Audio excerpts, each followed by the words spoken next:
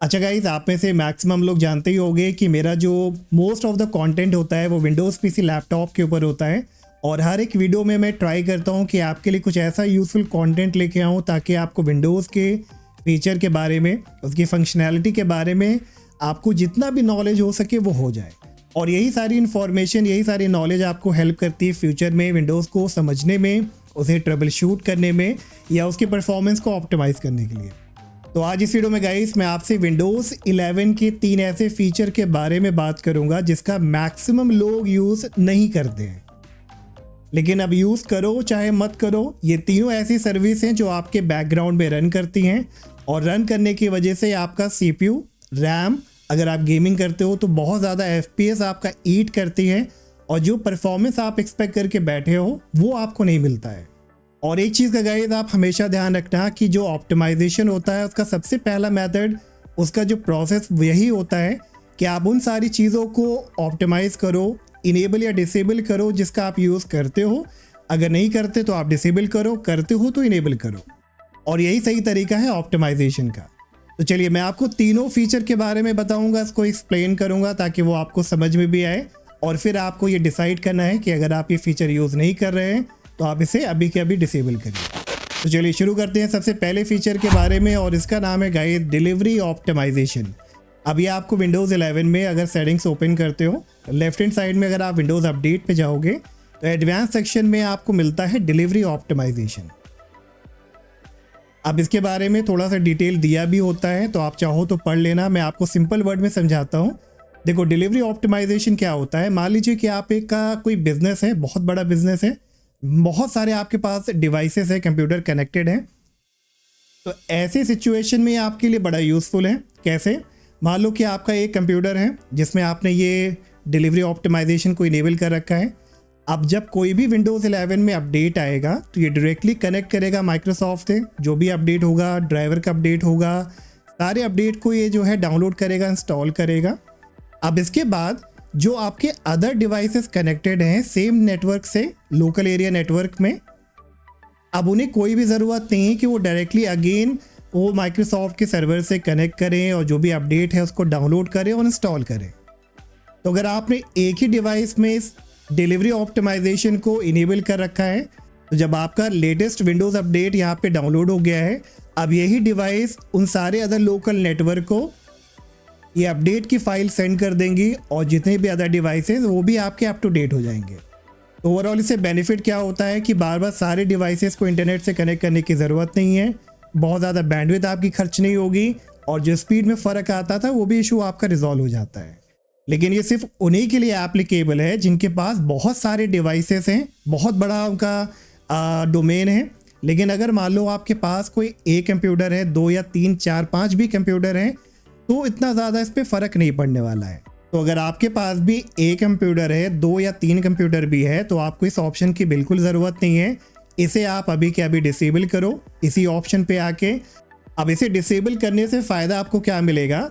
देखो जैसे मैंने आपसे बताया कि ये एक कंप्यूटर पे ही सारे अपडेट को डाउनलोड करता है, फिर अदर लोकल एरिया नेटवर्क वाले डिवाइसेस से ये शेयर कर देता है उसी अपडेट को।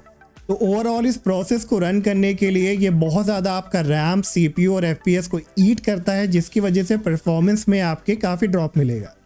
तो बस आप इसे डिसेबल करो और काफ़ी हद तक अब आपको परफॉर्मेंस में बूस्ट मिलेगा। और अब इसके बाद गए जो नेक्स्ट फीचर या नेक्स्ट सर्विस आपको डिसेबल करनी है उसका नाम है सिसमेन। और सिसमेन के बारे में आपने कई सारी वीडियोस में सुना भी होगा कि इसे आप डिसेबल करो। तो चलिए पहले मैं आपको इसके बारे में डिटेल बता देता हूँ।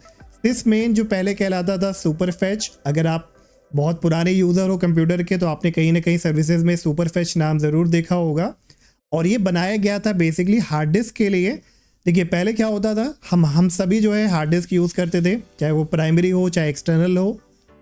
और हार्ड डिस्क जो है एज कंपैरिजन टू SSD बहुत ज़्यादा स्लो हुआ करती थी। तो ऐसे में ये जो फीचर है सिसमेन, ये क्या करता था, जो भी काम आपने किया है काइंड ऑफ कैश की तरह ये काम करता था, उन सारी मेमोरीज को सेव करके रखता था ताकि नेक्स्ट टाइम जब उन्हें एप्लीकेशन को या कोई भी टूल को आप ओपन करो तो फटाफट ओपन कर दें। तो हार्ड डिस्क के लिए तो ये एक बहुत ही अच्छा फीचर था। तो अगर आप भी हार्ड डिस्क यूज़ कर रहे हो तो इस फीचर को आपको बिल्कुल डिसेबल नहीं करना है।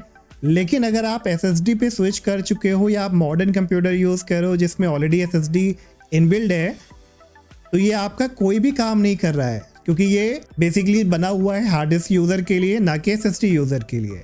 तो अगेन अगर आप SSD यूज़र हैं, कोई भी हार्ड डिस्क का यूज़ नहीं करते हैं, तो आप सर्विसेज को ओपन करिए विंडोज सर्च पे टाइप करके, और सर्विसेज में आपको सिर्फ मेन सर्च करना है। जैसे ही मिलता है इस पर आप डबल क्लिक करो, ड्रॉप डाउन में स्टार्टअप टाइप में आप इसे डिसेबल चूज़ करो, सर्विस को स्टॉप कराइए, अप्लाई और ओके करिए। अब इससे आपके कंप्यूटर पे जो परफॉर्मेंस का इशूज़ था वो भी काफ़ी हद तक आपका फिक्स होगा। जो बहुत ज़्यादा आपका CPU, आपका प्रोसेस काउंट, थ्रेड काउंट था, वो भी आपका रिड्यूस होगा। और अब इसके बाद गाइस जो हमारा नेक्स्ट और लास्ट फीचर है विंडोज़ 11 का, वो है विंडोज सर्च की सर्विस।